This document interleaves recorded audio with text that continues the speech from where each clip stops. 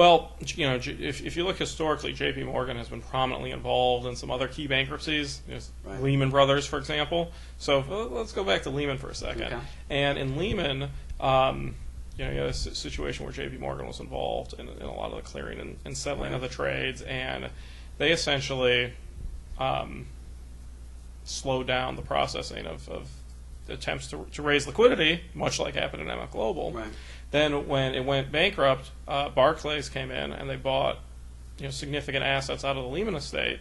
And as reported by a couple different mainstream media publications, J.P. Morgan went in and seized $7 billion of money that they knew wasn't theirs, but they tend to operate on the premise of possession is 9/10 of the law. So, I mean, from what I've seen, their tactic in bankruptcy is just grab everything they can and then say, come and get it. And it takes 3 years and it takes tens of millions of dollars to go after them in court. Right. So they have the use of that money. Now, granted, now we're at 0% interest rates.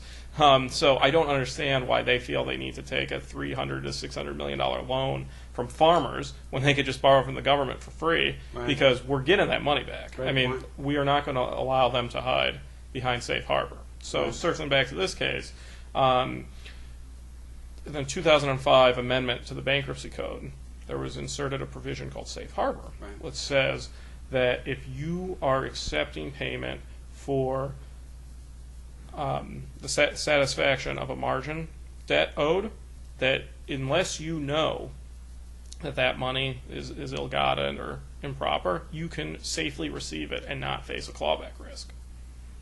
In this case, J.P. Morgan was the custodian of client segregated funds at MF Global.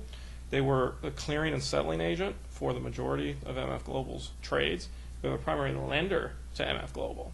And nevertheless, they accepted, as reported by, I believe, the New York Times and the Wall Street Journal, at least $340 million, perhaps quite a bit more. Right. of We don't know. We don't It's not know. transparent. We don't know, but Ridiculous. of money that appears to be client segregated money.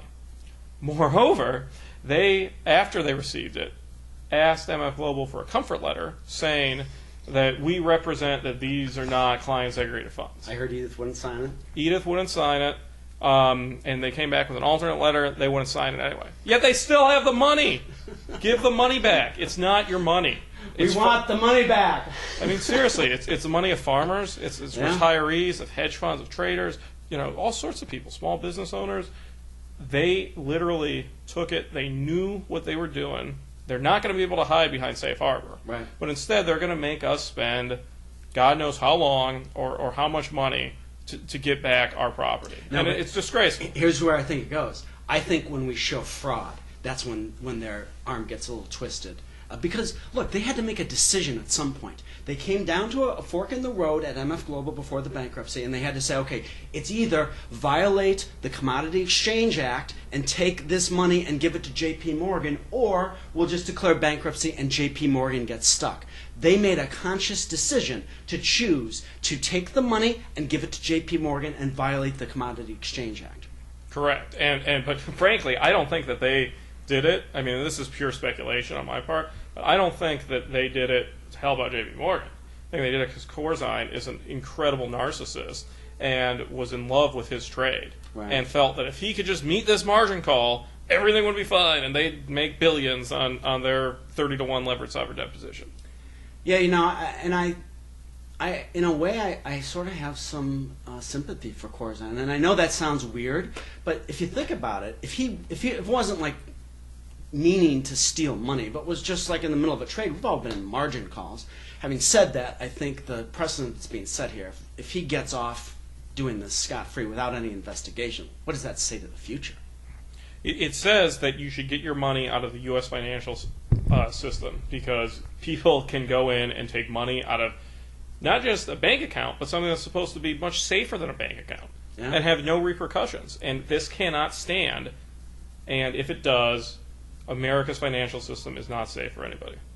It's just absolutely ridiculous.